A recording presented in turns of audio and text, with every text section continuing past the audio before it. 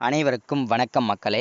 இந்த ஒரு வீடியோவில் நம்ம எதை பற்றி பார்க்க போகிறோம் அப்படின்னா, எல்லாருமே ஃபோட்டோலே தம்ப்நெயிலே டைட்டிலே பார்த்துருப்பீங்க மக்களே. அவங்க இந்த 2025 26ஆம் ஆண்டிற்கான வேளாண்மை பட்ஜெட் கூட்டம் நடைபெற்றிருந்ததை கடந்த சில மாதங்களுக்கு முன்பு, சரிங்களா?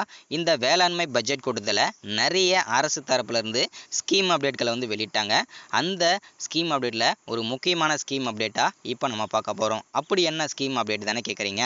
எல்லாருமே ஃபோட்டோலே தம்ப்நெயிலே டைட்டிலே பார்த்துருப்பீங்க இல்லையா? ஆமாங்க. யாரெல்லாம், சரிங்களா, கூட்டுறவு வங்கிகளில், கிராமப்புற வங்கிகளில், இல்லை தனியார் வங்கிகளில் யாரெல்லாம் 5 சவரனுக்குள்ளே வைத்திருக்கக்கூடிய நகைக்கடன்களுக்கும் 40 கிராமுக்குள்ளே இருக்கக்கூடிய நகைக்கடன்களுக்கும் முழுமையாகவே தள்ளுபடி செய்யப்படும் அப்படின்றத தமிழக அரசு ஒரு ஸ்கீமாகவும் வெளியிட்டிருக்காங்க. இந்த நகைக்கடன் தள்ளுபடி தொகையாக கிட்டத்தட்ட 6000 கோடி ரூபாய் தள்ளுபடி ஒதுக்கியிருக்காங்க, சரிங்களா? இந்த நகைக்கடன் தள்ளுபடியை பற்றின ஒரு முழுமையான ஒரு வீடியோவை தான் இது இருக்க போகுதுங்க, சரிங்களா? இந்த நகைக்கடன் தள்ளுபடி பெற தகுதியுள்ள நபர்கள் யார் யார், தகுதி இல்லாத நபர்கள் யார் யார், அவர்களுடைய பெயர் பட்டியலும் இதில் இடம்பெற்றிருக்குங்க, சரிங்களா? ஸோ இதை பற்றின தெளிவான விரிவான ஒரு வீடியோவை தான் இது இருக்க போகுதுங்க. ஸோ தொடர்ந்து வீடியோ ஸ்கிப் பண்ணாமல் பார்க்குறதுக்கு முன்னாடி நமது கவர்மெண்ட் ஜாப் டெய்லி அப்டேட் சேனலுக்கு இப்போ தான் நீங்கள் ஃபர்ஸ்ட் டைமாக முதல் முறையாக நமது சேனலை பார்க்குறீங்க, நமது வீடியோவை பார்க்குறீங்க அப்படின்னா மறக்காமல் சப்ஸ்கிரைப் பண்ணிவிட்டு பக்கத்தில் இருக்க பெல் பட்டனை கிளிக் பண்ணி ஆல்ன்ற ஆப்ஷனில் போட்டு வச்சுக்கோங்க.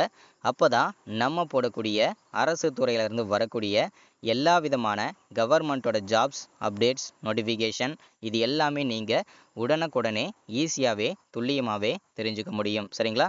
ஸோ அது மட்டும் இல்லாமல் உங்களுடைய ஃப்ரெண்ட்ஸ், ரிலேட்டிவ்ஸ், கான்டாக்டில் இருக்கக்கூடியவங்க எல்லாருக்கூடையும் ஷேர் பண்ணிங்கன்னா ரொம்ப ரொம்ப பயனுள்ளதாக இருக்குங்க, சரிங்களா? சரி, ஓகே, வாங்க வீடியோக்குள்ளே போயிட்டு இதற்கான முழுமையான தகவலும் அப்டேட்டும் என்ன ஏதுன்றதை தெளிவாக துல்லியமாகவே தெரிஞ்சுக்கலாங்க, சரிங்களா? ஸோ இங்கே தெளிவாக நமக்கு கிடச்சிருக்குதுங்க. என்னென்னா, கூட்டுறவு வங்கிகளில் சமீப காலமாக நகைக்கடன் வாங்குவோர் எண்ணிக்கை அதிகரித்துள்ளது. தமிழகத்தில் 2021க்கு அப்புறம் சட்டசபை தேர்தலின் போது நாங்கள் ஆட்சிக்கு வந்தால் 5 சவரனுக்கு உட்பட்ட நகைக்கடன்கள் தள்ளுபடி செய்யப்படும் என்ற வாக்குறுதி திமுக அளித்திருந்தது. அதன்படி அக்கட்சி வெற்றி பெற்று ஆட்சி அமைத்ததும் நகைக்கடன் தள்ளுபடி திட்டத்தை அறிவிச்சாங்க, சரிங்களா? இது 2021 தேர்தல் அப்போ. இப்போ 2026 சட்டசபை தேர்தல் வரப்போகக்கூடிய இந்த சூழ்நிலையில தான் ஒரு ஸ்கீம் அப்டேட்டும் வெளியிட்டிருக்காங்க. என்னன்னா, மீண்டும் யாரெல்லாம் 5 சவரனுக்குள்ள வைத்திருக்கக்கூடிய நகைக்கடன்களும் 40 கிராமுக்குள்ள இருக்கக்கூடிய நகைக்கடன்களும் முழுமையாகவே தள்ளுபடி செய்யப்படும் அப்படின்றத சொல்றாங்க. கடன் வாங்கிய அனைவருக்கும் இந்த சலுகையை வழங்காமல் பயனாளிகளை தேர்வு செய்ய பல்வேறு நிபந்தனைகள் விதிக்கப்பட்டன. அதன் அடிப்படையில் கூட்டுறவு வங்கிகள், தொடக்க வேளாண் கூட்டுறவு சங்கங்களில் 2021 மார்ச், ஓகேங்களா, வழங்கப்பட்ட 5 சவரனுக்குட்ட நகைக்கடன்களை இதனால் 14.52 லட்சம் பேரின் 5013 கோடி நகைக்கடன் தள்ளுபடி செய்யப்பட்டன. வரும் சட்டசபை தேர்தலுக்கு இன்னும் 7 மாதங்களே உள்ள தற்போது பலரும் நகைக்கடன் வாங்கியிருக்கின்றனர். இந்த நிதியாண்டில் கடந்த ஜூலை வரை 25 லட்சம் பேருக்கு 25,000 கோடி ரூபாய்க்கு நகைக்கடன்கள் வழங்கப்பட்டுள்ளன. இது தொடர்பாக வாடிக்கையாளர்களிடம் கேட்டதற்கு வரும் சட்டசபை தேர்தலுக்கும் திமுக, அதிமுக உள்ளிட்ட கட்சிகள் நகைக்கடன் தள்ளுபடியை வாக்குறுதியாக அளிக்கலாம். எனவே தள்ளுபடி சலுகையாக நகைகளை அடகு வைத்து கடன் பெறுகிறோம் என்றனர் அப்படின்றது சொல்றாங்க.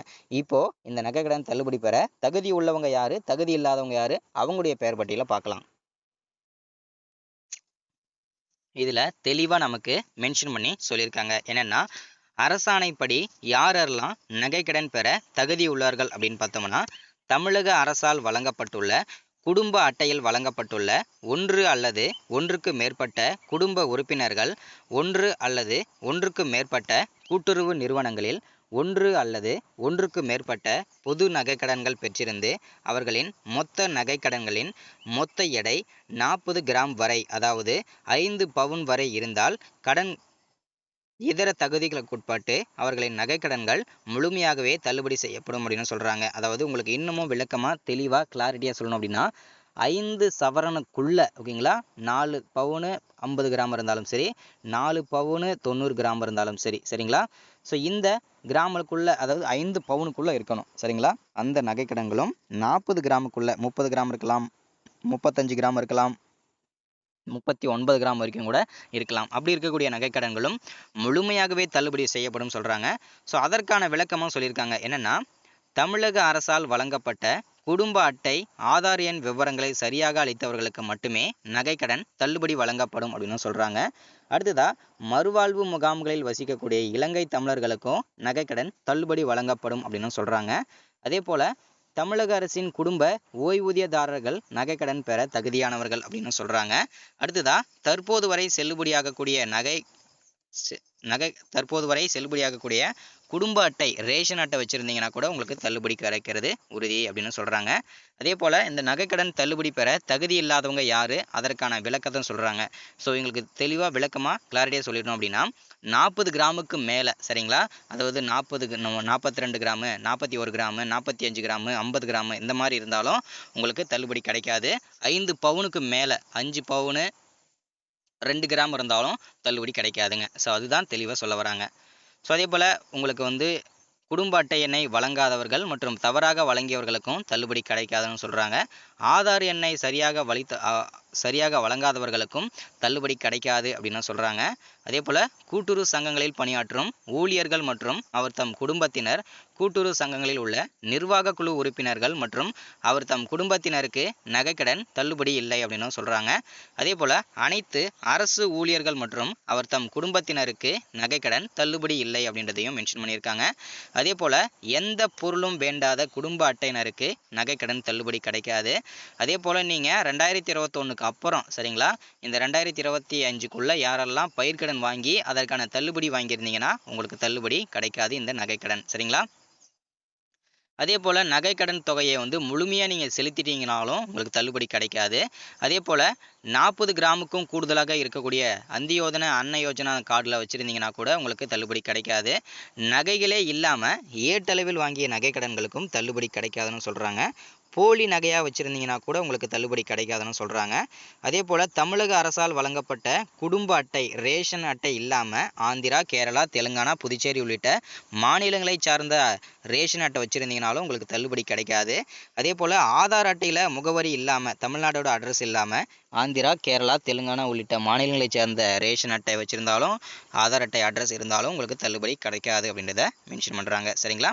ஸோ இன்றைக்கான கவர்மெண்ட்ல வரக்கூடிய ஸ்கீம் அப்டேட் இது தாங்க. ஸோ எல்லாரும் இதை பயன்படுத்திக்கோங்க. இந்த நகைக்கடன் தள்ளுபடியை வரக்கூடிய 2ஆம் வாரம், சரிங்களா, உங்களுடைய நகைக்கடன்கள் அனைத்தும் தள்ளுபடி செய்யப்படும்.